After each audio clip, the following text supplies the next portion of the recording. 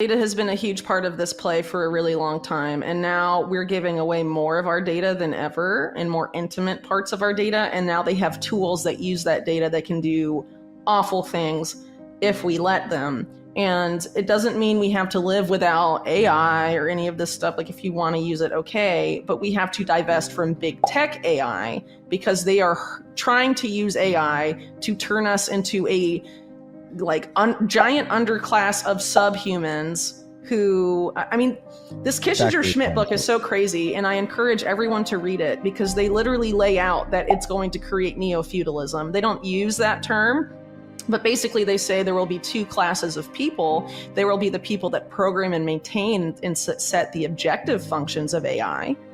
And then there will be the people that AI acts upon who lose the ability to understand what AI is doing to them. That's neo-feudalism, but obviously it's big tech and everyone else is essentially what that is. And the people who set the objective function, I'm sure, will be like existing oligarchs and existing power elites. Yeah. Once that system's in place, you're not going to break and get into the top tier. Like, that's over.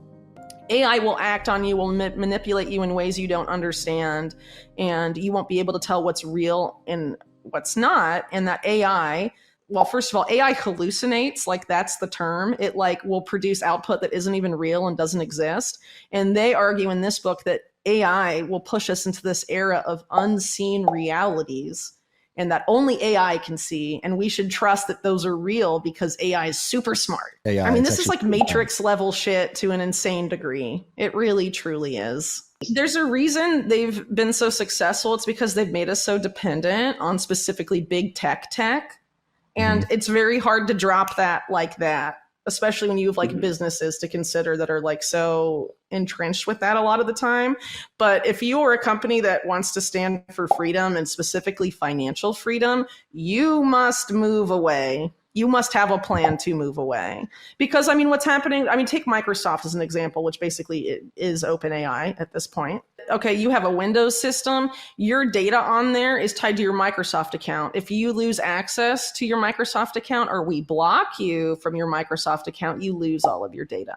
And at the same time, you have no right to say no to them uploading all of the data, all of your data on your computer to feed their AI, which presumably will include OpenAI. So your data is not even your data anymore with Microsoft. Yeah. The most important thing here is divest from big tech, specifically the big four, the ones that are contractors with the national security state and have essentially fused with the national security state. So Amazon, Google, Microsoft, Oracle, all the Facebook, all the big ones that are obvious documentable intelligence connections from their beginnings to now, those are the ones to avoid that we should definitely not be using. And I think also something that needs to happen is that supporting that kind of stuff and saying oh, we shouldn't divest, don't be a martyr and don't fight the system, whether it's for Bitcoin or big tech or whatever, that needs to become culturally unpopular for people who actually care about individual freedom and protecting it. That stuff should be called out for what it is, whether the people saying it know it or not, then give them the opportunity to be educated about it. There's a lot of infiltration going on right now to get people to acquiesce to this kind of stuff, or saying it's inevitable, or saying it will be good for you, or you, little guy, will become part of the privileged class. That's all fake, and that's not what's going to happen. It's just to get you to be complacent and not to do anything about what they're doing. The other thing here that's also highlighted in this Kissinger Schmid book is if people become dependent on AI, it doesn't really matter if it's open source or not. People then become what they talk about in their book, cognitively diminished. The whole idea, it doesn't even, I mean, it existed before AI. If you don't use it, you lose it. Any type of skill, right? So most of us, right, were, I don't know, in college 10 years ago. Do you remember everything you took then? Specifically the stuff you haven't used since? Probably not. That is a real thing that happens with the human brain. You know what I mean?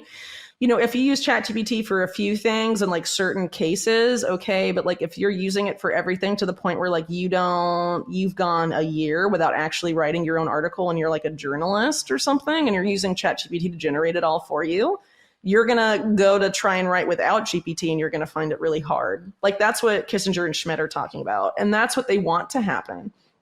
And not just in the case of ChatGPT, in terms of like the algorithms, like dictating your preferences or dictating like where you go and what you do, like the suggestion stuff, like by algorithms and all of that. Like you won't even be able to make basic decisions based on your own preferences anymore. Like, so like all this stuff with AI is a slippery slope. Obviously open source is better than big tech, but people also have to like engage with this technology responsibly,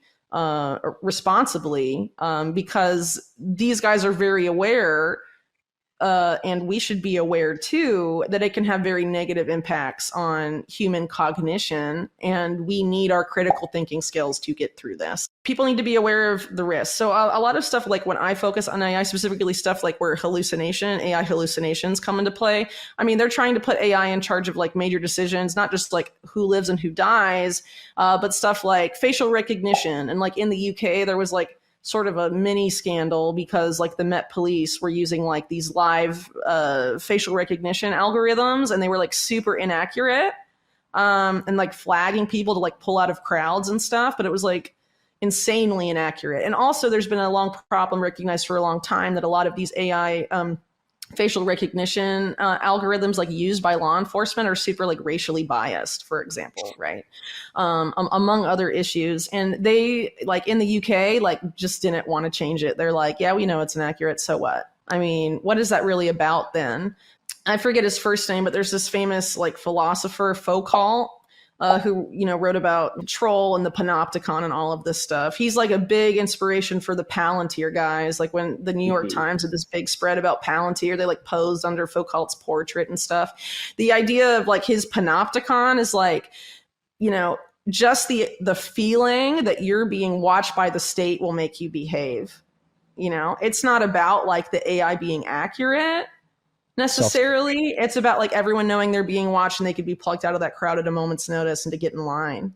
You know, that's the kind of stuff they're trying to create. In my opinion, that AI cannot be fed and cannot be supported. And it's the big tech companies making that AI starve them of your data or feed them garbage data if you have the capability to do that. You know, like those should be opposed 100%. You know, and the problem is here with like OpenAI, you know, that's Microsoft. Microsoft is so in bed with all of this stuff, dude. I mean, come on, it's Bill Gates' company. It was super compromised by Epstein in the 90s. No one wants to talk about that. That's why they lie and say that Bill Gates and Epstein didn't meet until 2011 when he was no longer like running stuff at Microsoft. Even though there's news articles in mainstream media saying in 2001 that Epstein made a bunch of his money in the 90s from Bill Gates. Oh, but they didn't meet until 10 years later. It makes no sense, right? So like they're covering for Microsoft has been so compromised and tied up with intelligence for years and years and years.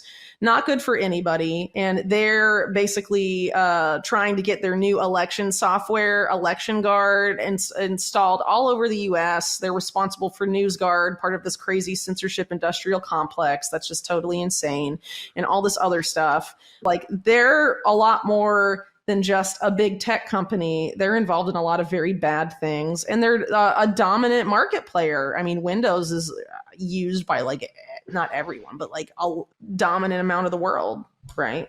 I mean, same with Google. But we have to break into that. I mean, we have to make the choice to not support that. Like, even if you're just the one person or you feel like you're one person doing that, like it's an important decision to make, and hopefully other people will make that decision. But like, I don't know. I look at sort of like a karmic angle. Like, I don't want to feed that. I know it's bad. And if I continue to feed it just because of convenience, like that's not going to be good for me long term. I mean, that's how I feel about it personally.